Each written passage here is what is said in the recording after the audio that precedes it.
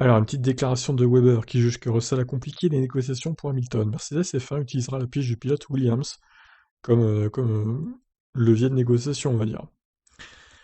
Remplacé par George Russell sur l'avant-dernière course de la saison, Hamilton n'a pas bénéficié des excellentes performances de son jeune compatriote, c'est en tout cas l'avis de Mark Webber. Le timing pour Lewis était juste horrible, a déclaré l'Australien. J'ai passé 1000 jours au volant d'une F1, entre les tests, les essais et les week-ends, le tout sur 12 ans. Je pense que j'ai pris 3 jours de repos car je ne voulais personne près de ma voiture. On voit qu'il y a beaucoup moins de jours de présence physique au volant, on essaie juste de surveiller sa propre valeur. On ne veut pas que des gens aient une exposition avec votre matériel et vos ingénieurs. C'est une industrie coupe-gorge, même pour quelqu'un comme Lewis, tout était négatif pour lui. Sauf son test de Covid du coup. Oh oh, petite blagounette. Georges a très bien piloté, oui, c'était le circuit le plus facile du monde, ce n'était pas Suzuka.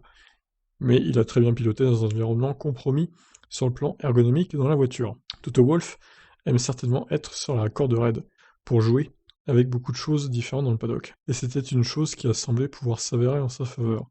Wolff doit préparer l'avenir de Mercedes avec la possibilité que Russell prenne le relais quand Hamilton s'en ira, mais doit aussi composer avec les futures équations budgétaires et salariales qui ne plaident pas en la faveur de Hamilton selon Weber.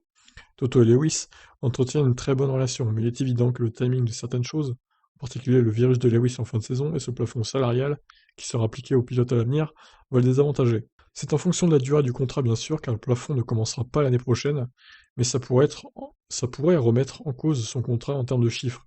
Je suis donc sûr que tout est encore sur la table. Oui, bah s'ils pouvaient se dépêcher de négocier leur contrat, là, ça traîne en longueur, hein, franchement. Selon l'ancien pilote, Hamilton utilise son pouvoir sportif à raison. Il veut tirer de cette situation toutes les opportunités financières possibles, parce qu'il juge qu'il a une valeur, et c'est ce qu'il fait. Il apporte beaucoup au sport, il apporte beaucoup à Mercedes. Bon, bah, a priori, hein, pour la nouvelle de Hamilton qui re-signe chez Mercedes officiellement pendant X années, ce sera pas avant 2021, visiblement. Vu que là, il y a les fêtes et tout, ce sera pas annoncé cette semaine, a priori. Peut-être début de l'année, on verra. Je vous retiendrai au courant, hein, comme d'habitude, de toute façon. Je vous laisse réagir. Est-ce que vous pensez, vous, que la pêche de Russell chez Mercedes va compliquer les affaires pour Hamilton? Ciao.